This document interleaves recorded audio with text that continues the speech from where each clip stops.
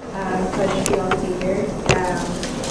This is Habitat's first homeownership workshop.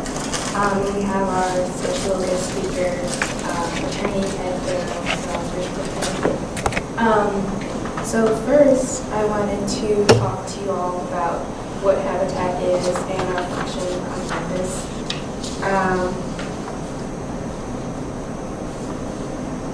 We are a organization that's under the umbrella organization of the Tucker Foundation.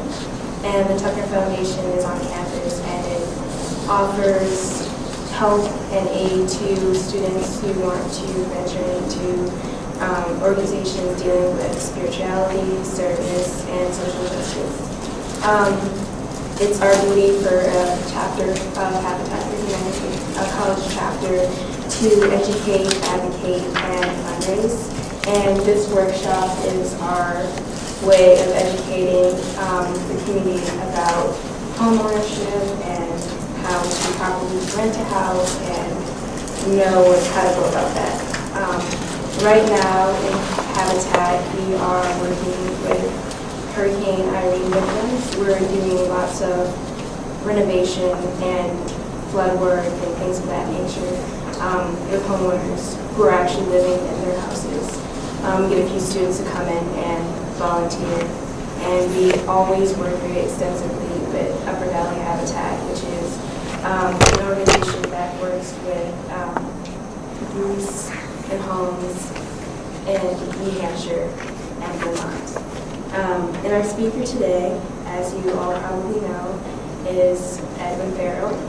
He was a graduate from Auburn University, and he's done extensive real estate work ranging from foreclosures to bankruptcies, and he is a key player in his field. So he'll come a little later, but before I get into his section, we wanted to talk about things that directly impacted students. So that would have to do with more renting as opposed to buying, because we don't have that kind of money yet. So we wanted to discuss the differences between a rental contract and a lease.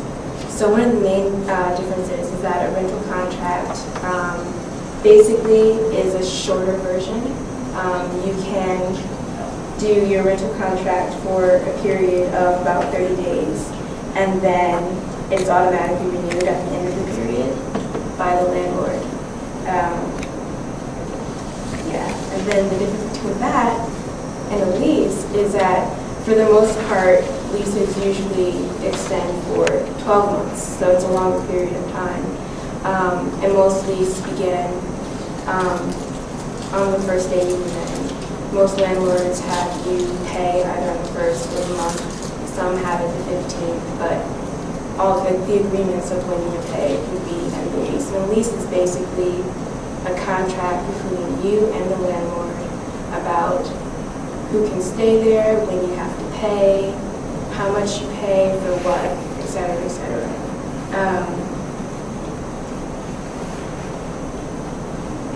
The terms in the lease vary, and it really has to depend on what the landlord creates.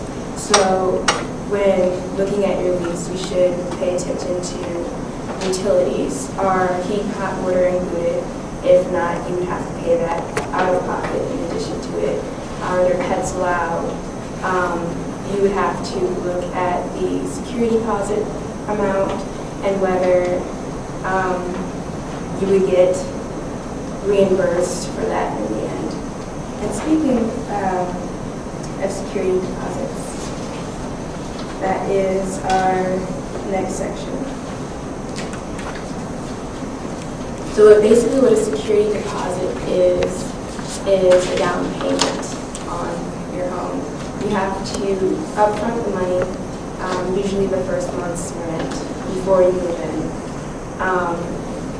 And then the security deposit kind of guarantees that you will leave the apartment in the same condition that it was when you got here.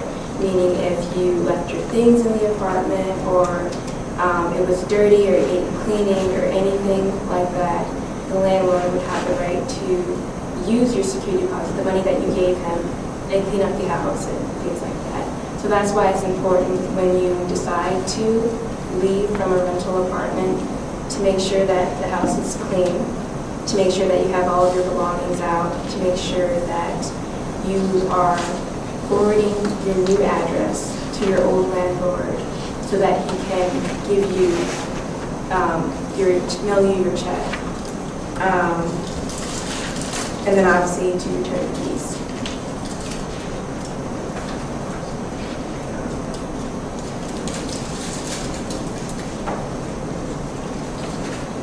And then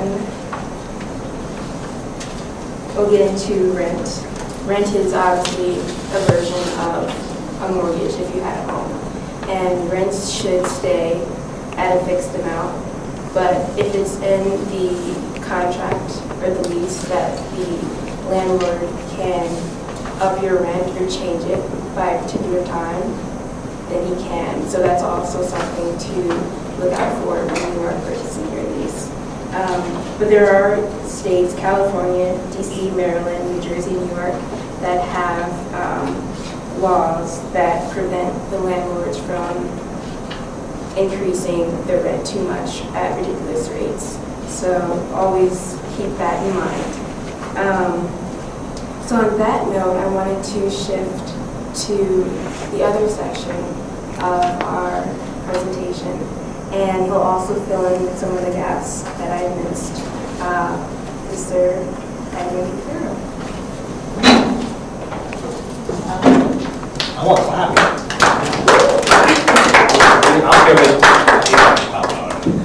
That's a Dartmouth clap, is that what that is? Oh. Dartmouth clap. Can I move over here? That's fine. Okay.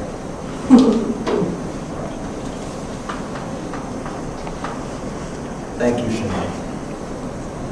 Hello, Dartmouth. You all Dartmouth students? It's interesting that you were willing to come out here at 5 o'clock on a Saturday afternoon. So I give you a lot of credit for that. One of the extremely dedicated individuals. I have to assume that you're very interested in buying a house, or you are supporting my dear friend Sinead Brown, making sure that she doesn't have to come to an empty room on a Saturday afternoon.